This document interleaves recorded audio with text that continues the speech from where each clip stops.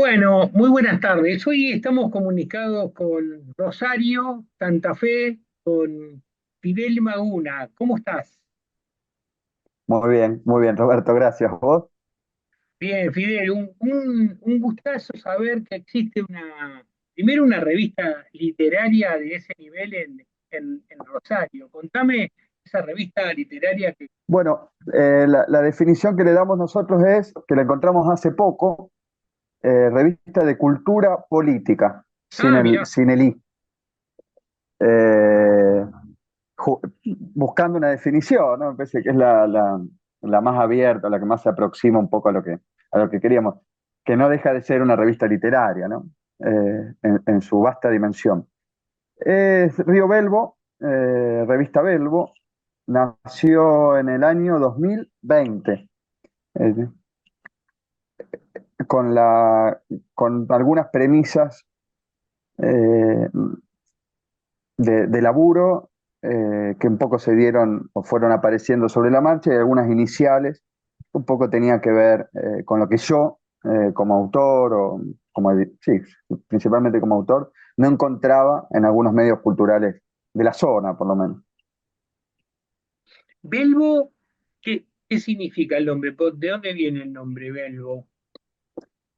Belvo es un río del norte de Italia que desemboca en el Po. Es el río que le da nombre al Valle de Belvo, que es donde está Santo Stefano, que es el pueblo donde nació y donde está enterrado el César Pavese. Primero, lo que ahora es la revista nació como una editorial en el año 2019, de libros físicos, vale aclarar, que tuvo ese nombre. Y después la idea fue hacer una revista con algunas novedades de la editorial o entrevistas a los autores que íbamos editando. Y a la larga un poco la revista se terminó comiendo a la editorial. Es un homenaje vedado a César Pavese, ¿no? ¿Vos sos formado en letras? No, no. Sin paso por la universidad. ¿Y cómo llegas a César de Pavese y por qué? En el año 2018 lo leí, lo había leído, pero muy poco. En el 2018 un libro mío ganó un premio, que el premio consistía en visitar Santo Stefano Belvo, eh, el pueblo natal de Pavese para el festival que hacen todos los años, el Festival Pavese, ¿no? Y estuve allá en el 18, ahí empecé a conocer un poco más a fondo a Pavese. Yo tenía una visión, una lectura medio arquetípica de Pavese, con prejuicios, ¿no? Era para mí, en mi conciencia, era lo que construyó, la imagen biográfica que se construyó alrededor de Pavese, ¿no? El suicida mal amado, ¿no? Eh, y ahí me fui alojado por la Fundación César de Pavese, y mis amigos de un biógrafo de Pavese, el que en ese momento era director de la Fundación, Franco Bacaño. Y ahí me abrió la cabeza no solo respecto a quién era Pavese, sino para empezar a entender un poco eh, tendencias biografistas alrededor de un autor, de las que yo era víctima de alguna forma como lector, eh, y a conocer un poco más a Pavese. Pero fue por ese viaje, ¿no? Después a la vuelta empecé a leerlo un poco más. Editamos en el 2020 una biografía de Pavese que escribió Bacanio, hicimos una traducción. La traducción la hizo Julio Cano y Rosario Gómez Valls, dos profesores montevideanos, y salió en el 2020. Pero lo empecé a conocer estando allá y bueno, después un poco más con la vuelta, ¿no? ¿Y qué te apasionó de ese autor? Bueno, sin entrar tanto en la obra, me parece que ciertos principios intelectuales de Pavese, ¿no? Cierta posición intelectual, no solo del Pavese autor, sino también del Pavese editor, del Pavese eh, del Pavese traductor, del Pavese político, ¿no? La posición política del Pavese, creo que el punto que más me apasionó quizá, ¿no? Eh, el pavese que no le daba tanta importancia de pronto a la incidencia, a la popularidad que podía llegar a tener un autor, ¿no? Un pavese, un autor a contracorriente de la tendencia de lo que se supone que tiene que ser un escritor, ¿no? Eh, donde el principio básico pareciera una de las enseñanzas de Pavese, ¿no? Por lo menos en el terreno de la escritura, es trabajar, más allá de lo de las implicancias que puedan tener después de los textos, ¿no? Trabajar los textos propios y los ajenos, ¿no? Eh, se lo suele ver bajo esta órbita biografista, un Pavese que hace sacrificios, ¿no? Yo lo veo como una entrega total al trabajo, al trabajo intelectual, donde ciertos aspectos de la vida de pronto quedan de lado, ¿no? O no tienen tanta prioridad como la posibilidad de trabajar, la necesidad imperiosa de trabajar todos los días, ¿no? Como buen piamontés también, ¿no? El trabajo, no tanto el sacrificio, pero sino el trabajo y la forma de cultivar el oficio, de cultivar y reinventar el oficio, ¿no? Parece que hay algunas principios. Sí. No, de la editorial se transformó en esta revista de cultura, ¿cómo decías? De revista de cultura política, De cultura política, sí, de cultura política, sin el I. Cinely. Eh, ¿Es una revista que tiene formato solamente en la web o también tiene la versión papel? No, solamente digital, estuvimos viendo la posibilidad de llevarla al papel, con suerte lo vamos a poder hacer dentro de poco, pero solamente digital por el momento. Riobelbo.com, las dos veces con B larga, Belbo. Y es de acceso gratuito los contenidos. Sí, sí, completamente. Sí, sí, hay una posibilidad de suscripción, pero al estar suscripto si no estás suscrito no te restringe ningún artículo ni nada. Y uno, recién mencionabas a unos montevideanos, ¿no? En tu, hace unos minutos. Y Montevideo aparece ahí en una anécdota interesantísima, que es un poco el motivo me motivó a llamarte. Em, contame esa anécdota que es muy particular y que la verdad es totalmente desconocida, al menos para los neófitos, ¿no? La de Walsh. La de Walsh. Sí, yo estaba, hace poco salió un ensayo que escribí sobre Walsh, se llama La pluma en la garganta, ¿no? Estaba trabajando, y esto tiene relación un poco con Pavese, por eso me extendí, ¿no? En indagar y en problematizar sobre las construcciones biográficas en torno a Walsh, ¿no? Donde, de cierta forma, que todos los autores son un poco víctimas, ¿no? De ciertas tendencias biografistas. Y estaba leyendo a Walsh en la obra periodística, la reunida, que se llama El violento oficio de escribir. Dicho sea de paso, no es una frase que pertenezca a Walsh. Estaba tratando de desarmar o de indagar un poco más cómo se construyó el corpus de la obra póstuma de Walsh o después del asesinato y la desaparición forzada de Walsh.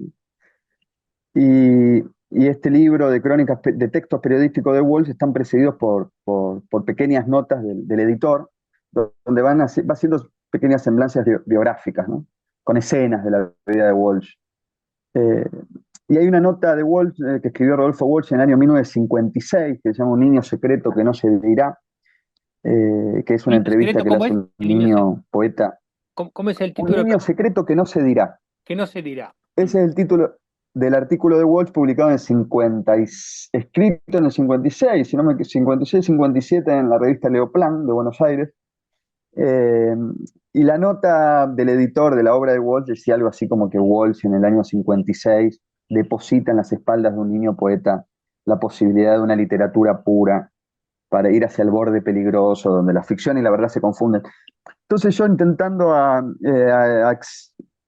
contraponer esta visión del editor y del biógrafo, leo la nota, es una entrevista que Walsh le hace a un niño poeta, justamente, como decía, que vive en Montevideo. Walsh viaja de Buenos Aires a Montevideo para entrevistar a este niño poeta, ¿no? Eh, y yo no encontraba una relación con esta idea de abandono que hace Walsh o de sacrificio que hace Walsh, de la literatura pura a espaldas del niño poeta. Y bueno, y lo primero que hice fue buscar el nombre del niño poeta. Se llama, sí, el niño poeta de la nota de Walsh se llama Gabriel Pelufo Linari. Conozco brevemente quién es Gabriel Pelufo Linari hoy. Eh, Empiezo a acceder un poco a la obra muy por fuera de Gabriel Pelufo Linari. Lo contacté con la intención de escuchar su recuerdo de ese encuentro con Walsh de cuando él era niño, ¿no? Con Rodolfo Walsh. Salió, lo conocí, hice una entrevista. Dicho sea de paso, en paralelo, después de conocerlo personalmente y de haber hecho la entrevista con él, que es como empieza el libro de Walsh, y en ese momento salió en la Belbo y en otros medios. Eh, Accedí también a la obra de Pelufo Linari, ya salí sacando a Walsh, ¿no? Empecé a leerlo a Pelufo Linari y a estudiarlo, ¿no? Pero bueno, volviendo a la anécdota de Walsh, es eso, ¿no? Él no tenía tantos recuerdos de esa entrevista que hace Walsh. Yo lo entrevisté a Pelufo Linari para tratar de desmentir o conocer un poco mejor el contexto de lo que fue esa entrevista que le hizo Walsh. No logré desmentir la versión del editor, ¿no? Pero tampoco eh, reafirmarla, ¿no? Sino que apareció otro plano, ¿no? Otra dimensión, otro recuerdo de Walsh, ¿no? Pelufo Linari no tenía tantos recuerdos de ese encuentro, tenía algunos. Me pareció interesante trabajar también con el olvido. Me dio una premisa, sin saberlo, ¿no? En esa entrevista para mi laburo sobre Walsh, que también es apartarse un poco de una tendencia eh, biografista, pero también una tendencia editorial y periodística incluso, ¿no? Que es eh, generalmente ante una situación semejante la prensa busca, y el motivo de la entrevista es en qué se ha transformado 60 años después ese niño poeta. A mí eso no me interesaba tanto. Pelufo Linari me advierte que no tenía tantos recuerdos. Me pareció que el olvido también no es una antítesis de la memoria, sino que es un complemento, es parte de la memoria, ¿no? De la complejidad de los procesos de memoria. Entonces, me dio la pauta de la posibilidad de trabajar un poco con el olvido, ¿no? Es, y es básicamente eso. No tengo mucho para decir respecto al paso de Walsh. Sí que es llamativo que en el año 56, 57 él ya había publicado Operación Masacre. Tiene el tiempo, se toma el tiempo para viajar a Montevideo, para entrevistar a un niño poeta. Es muy interesante la nota de Walsh, que él también, Walsh parece tener esta premisa, ¿no? Él dice, no quiero construir un caso, ¿no? Tanto la familia del niño poeta como yo, como cronista, no quiero construir un caso, ¿no? Walsh cita el ejemplo de Minou Drouet, una niña poeta francesa que había sido un caso que había tenido en vilo a Francia a comienzos de la década del 50, ¿no? Y hay una idea también de no exaltar demasiado la figura del niño poeta. Yo creo que de alguna forma, y esta es mi lectura, Walsh, al entrevistar a este niño, eh, la conversación que da o la forma en que lo toma no, es prescindiendo un poco de la idea de sí, de, eh, ¿cómo decirlo? De exageración de la figura del niño poeta, ¿no? Simplemente hay una conversación, el niño no le da mucha pelota, no le responde tanto, no se presta tanto a la entrevista. Walsh tampoco se ve que tiene tanto tacto para hacerla. Aparece, y esto está en la nota, ¿no? El niño poeta ahora, Gabriel Pelufo Linari, recuerda un poco más a la mujer de Walsh, Elina Tejerina. Eso de hecho me dio una pauta para indagar un poco más en la figura de Lina Tejerina, que generalmente no se dice, la primera mujer de Walsh, la primera esposa, se dice que era maestra para ciegos, pero no que era poeta. Gracias a esa entrevista pude acceder al libro que publicó Lina Tejerina. Bueno, se abrió un mundo, ¿no? En esto, en la idea de no tratar de exigirle al olvido imágenes, sino un transcurrir, ¿no? Bueno, y después salió, que eso también fue muy interesante, en esta idea de tratar de entender el matiz del olvido, ¿no? Que no es la ausencia de memoria, sino que es otra forma, otra faceta de la memoria, ¿no? La influencia, y aparece la figura de pronto de Gesualdo Sosa. Una de las preguntas que Walsh le hace al niño poeta que le insiste es ¿por qué escribís? ¿No? ¿Quiénes son tus influencias? ¿Qué te impulsa a escribir? ¿No? Y el niño poeta, dice Walsh, no suelta su secreto. Eh, y cuando lo entrevisté, conversando, en el marco de la entrevista, Pelufo Linari recuerda que algo que leía en esa época era el libro de los niños poetas de Gesualdo Sosa, ¿no? Un libro que en la Escuela Canteras del Riachuelo, Gesualdo Sosa, en esa experiencia pedagógica que tiene con, si no me equivoco, a mediados de la década del 30, con ejercicios poéticos, releva esos poemas, los antologa y saca un libro, ¿no? Y ahí, bueno, de alguna forma, no sé si aparece el secreto de por qué escribe, pero aparece cierta influencia iniciática en la obra poética del niño Pelufo Linari. Eh, es básicamente esa la historia, ¿no? Fidel, ¿dónde lee Walsh el poema de Gabriel? ¿Y qué lo lleva a viajar específicamente? ¿Qué importa? Ya él era un consagrado, Walsh. ¿Qué importancia tenía para él viajar específicamente a este encuentro?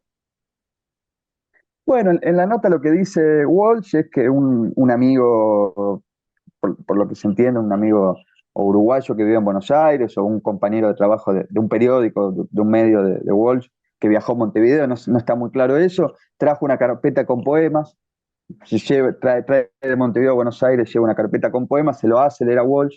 Walsh le dice, son muy buenos. Y el amigo le dice, bueno, el autor tiene 10 años y escribe desde los 6, es decir, escribe desde que escribe. Y ahí parece que eso lo impulsa a Walsh a hacer el viaje. Contacta a la familia, según cuenta en la nota, creo que en el año 54. La familia no quiere, le dice que no quieren crear un caso del niño poeta, y no se sabe bien por qué en el año 56, 57, la familia accede a que Walsh lo entreviste. Eh, es básicamente eso, lo que lo impulsa de alguna forma es eso que es una constante en Walsh, dicho sea de paso, esta fórmula, una atracción por las fórmulas complejas, ¿no? Por un niño que escribe poesía. Se puede pensar también el origen de Operación Masacre como un fusilado que vive, ¿no? Ya por sí solo creo que tiene una atractiva la figura, pero es interesante cómo construye Walsh sobre eso. La nota, la entrevista de Walsh al niño poeta es una nota más bien gris en el sentido de que no no tiene picos, para captar al lector, no tiene anzuelos, no, justamente, y me parece que esa falta de fibra que dice Pelufo Linari después en la entrevista, ¿no? Que él notó una falta de fibra o por ahí de pronto interés, o que no esté esa chispa entre el autor entre el entrevistado y el entrevistador, ¿no? Para mí eso es una virtud, eso es una lectura mía, ¿no? Me parece que hay una forma en Walsh, y esto lo corre por mi cuenta, ¿no? Pero de cuidado hacia el niño entrevistado, ¿no? Que sí, que quizá roce el desinterés, pero donde comprueba que quizá, pienso yo, ¿no? Al viajar, que comprueba un límite respecto a la nota que Walsh quería, ¿no? O que podía obtener de la entrevista, ¿no? Eh, Me parece que es eso, ¿no? Entonces es una nota muy sencilla. El niño poeta no se presta mucho al juego de la entrevista. Entonces Walsh en la nota, más que nada, empieza a citar poemas de Gabriel Pelufo Linari Niño, ¿no? Me pareció ese punto también, ese tono gris que de pronto tiene la nota, a mí me parece que es interesante también, ¿no? ¿Gabriel siguió escribiendo poesía después? Por lo que dice en la entrevista, sí, pero no publicando. Eh, o cuentos, eso es lo que dice en la entrevista. Sí escribió, que para mí es una obra ejemplar, que es El oficio de la ilusión, donde que la conocí después de la entrevista, ¿no? Que es, nada, a raíz de una investigación en más ensayística, hace un cruce de pronto con la ficción, con una ficción histórica, sobre los diarios de un viaje a Italia de su abuelo, pintor retratista, ¿no? A mí me parece que es una obra maestra, el oficio de la ilusión, editado por Banda Oriental, no recuerdo el año, lo tenía por ahí, ¿no? Eso es donde, según él, donde más se aparta un poco del ensayo, ¿no? Me parece un libro excelente. Eh, pero fuera del ensayo y de la escritura de historia, por lo que entiendo, es lo único que tiene publicado, ¿no? Bueno, además de esos poemas que publica citando Walsh, y creo que un poema que nombra ahí en la entrevista que publica Marcha, pongo que en la década del 60. ¿Seguís teniendo vínculo con Pelufo? Sí, sí, de una correspondencia, sí, sí, y una amistad de lector también. Al leerlo, yo siento amistad por los autores admirados y a los que recurro, ¿no? Principalmente al oficio de la ilusión y otro se llama Dislocaciones, una serie de ensayos editado por Yagurú, si no me equivoco, que también me, me- me- me da constantemente muchas herramientas sí, a la hora de la escritura, ¿no? Y del estudio, ¿no? Así que ya de lector tengo un vínculo y después sí una correspondencia, pero admiración ante todo de lector, ¿no? Fidel, ¿vos qué escribís en la revista Río Belvo? ¿Cuál es tu especialidad Bueno, hace más de un año que no publico una nota mía, porque estoy más centrado en el laburo de edición y de corrección, ¿no? Venía publicando por entregas lo que ahora se transformó en el libro sobre Walsh, La pluma en la garganta. La última nota de hace un año fue sobre la absolución a a unos policías, un comisario y parte de integrantes de la Comisaría Séptima de Rosario que habían sido procesados por el asesinato y la desaparición forzada de un joven hace, se me fue la fecha, si no me equivoco, 2015, Franco Casco, y los absolvieron a todos. Y la última fue una nota sobre eso, ¿no? Desde una lectura más, ciertas vinculaciones, de, de analizándolo cómo cubrió o descubrió la prensa santafesina, principalmente la absolución de los policías, ¿no? Y después de eso, bueno, me vengo dedicando más a la edición, al cuidado del texto ajeno. Me parece que es uno de los tantos valores a recuperar en la prensa escrita, ¿no? Y una de las premisas que, que fijamos, una de los pilares de cuando comenzamos la experiencia en la revista Belbo, ¿no? Era devolver ciertos aspectos abandonados en la prensa gráfica, que me parece que son un error. Es un error abandonar eso, como la corrección, ¿no? La corrección del texto antes de ser publicado, ¿no? Fidel, con qué frecuencia se actualiza la página? Eh, no, a medida que están las notas van saliendo. No tiene una frecuencia semanal o quincenal, pero alrededor de 3 notas por semana están saliendo. Hay rachas igual, hay momentos donde de pronto pasa algo, un acontecimiento y nos llegan 5 o 6 colaboraciones, de las que salen 4 o 5 o las 6, y salen en un día las 5 o las 6 de temas puntuales. Pequeños, aunque no lo digamos ahí en la revista, pero pequeños dossiers sobre determinado acontecimiento. Ahora estamos preparando algo respecto a la situación en la educación pública, ¿no? Pero la idea es aportar, que cada nota aporte desde un lugar, desde ángulos que todavía la cobertura, vemos que la cobertura periodística no enfoca, ¿no? Entonces de pronto no nos sentimos tan apurados por el contexto, porque preferimos no plegarnos a esa demanda de actualidad, sino a dedicarle el tiempo necesario para ver qué enfoque eh, puede aportar algo y no sumar a la catarata de información que de pronto confunde, ¿no? ¿Qué cosa nueva o sí, qué nuevo punto de vista podemos aportar? ¿Tenés más o menos idea de qué público los lee y cuántos? El número varía. Ahora lo que tiene la difusión digital es que de pronto no hay tanta gente que hay un piso de unas 200 personas que entran a la página principal, se ve y que de ahí eligen, eso es lo que puedo rastrear, ¿no? Y eligen la nota, ¿no? El lector más antiguo, o por ahí más grande de edad, pero generalmente las notas que se viralizan son nota por nota y lo que se difunde es el link.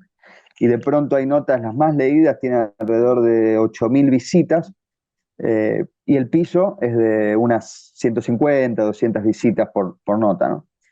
Pero varía muchísimo dependiendo la nota, ¿no? Y, a destacar también que nosotros no apuntamos tanto a la masividad, sino a la calidad o la posibilidad que da la lectura de crear comunidad, es decir, un ida y vuelta, una lectura activa, una lectura crítica, una discusión, de pronto una nota, hay un lector que no concuerda con el punto de vista, o hay algo que le parece fuera de lugar, entonces el espacio siempre está abierto para esa discusión pública, ¿no? Parece que es otra cosa también en la que hay que profundizar, dar públicamente las discusiones. Es una revista de crítica, eh, que me parece que también es otro valor de pronto abandonado o poco explorado en la prensa actual, ¿no? La crítica, puntualmente la crítica cultural, la crítica artística, ¿no? Periodística, no académica, sino criticar los valores negativos de algo. Yo creo que es una época de mucha exaltación de los valores positivos y donde la discusión sobre los valores negativos, sobre la negatividad, ¿no? Hay una carencia de negatividad en los medios públicos, en los medios de comunicación. Y me parece que un poco la apuesta principal fue devolver eso, ¿no?